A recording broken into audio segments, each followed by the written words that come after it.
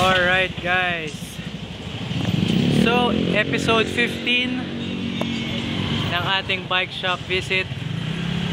So mapamalaking bike shop at sa mga simple at malilit na bike shop papasukin natin. And for this episode, nandito tayo sa Zuzuaregi Bike Shop. So tara, check natin. Tao po. Yun o. Ganda naman ang bike na yan. So ito yung simpleng bike shop nila Kuya Jimmy. Ilang years na to, Kuya? Yung cycling club, matagal na. Cycling club? Oo. Since 2010, nagagawa na kami ng bike, pero hindi pa kami bike shop. Ah, pero dito pa rin sa bahay? Dito pa rin. Ah, okay. 2005? 2010, nagagawa na. Pero hindi pa siya totally bike shop. So ayan, no? So ito yung bahay nila Kuya Jimmy. Dunuktong lang yung bike shop. So may mga gulong sila dito. So dito to sa Zuzuaregi corner, Capitol Hills Drive. Yan. So pag napapadaan kayo dito, pwede kayo magpa-check up. Dito ako lagi nagpapagawa ng bike. Kila Kuya. So may mga cogs, crankset. Kompleto rin sila. Kung wala man sila, makaka-order sila sa supplier nila. So sabihin nyo lang anong kailangan nyo, pwede nila kayo i-hook up. So kada umaga, bumabiyaya si Kuya Jimmy para mag-hunt ng pyesa nyo. Tapos tumutulong din sila sa mga construction na walang pambili. Minsan may extra pyesa, walang pambayad, sinasagot niya. May mga parts dito na pang libre. Tapos may binibenta ring bike.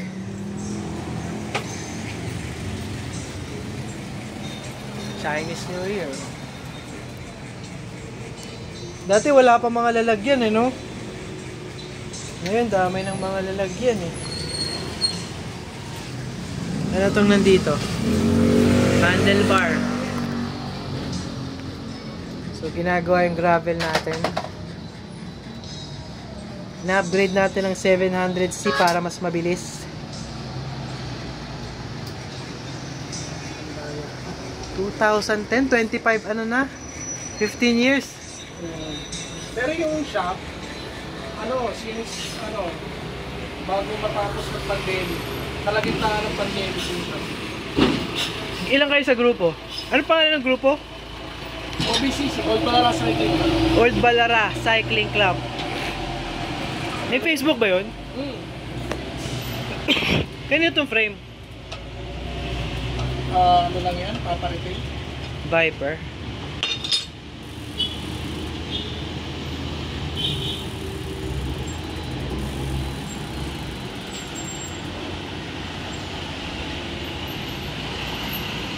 So simple lang yung bike shop ni Kuya. Habang dumadaan yung mga sasakyan, tambike muna.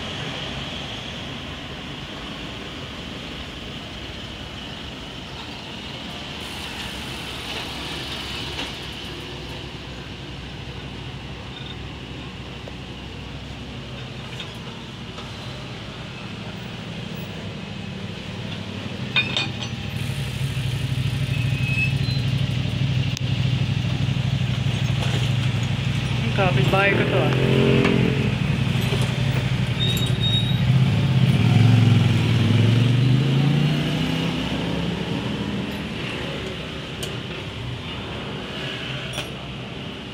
Balikan ko na lang, Kuya. Ang available lang natin, Tubes? Ang tube, ito lang. Saglit lang. Kasya naman. Sige. Pang gravel yan? Dalawa? 35 by 40. Sige, bibigyan ko din ng regalo si Kuya Jimmy. Mga bike parts. Sana magustuhan niya. So, kung di pa kayo nakasubscribe, mag-subscribe na kayo for our future bike shop episode. At marami pa tayong bibisitahing bike shop.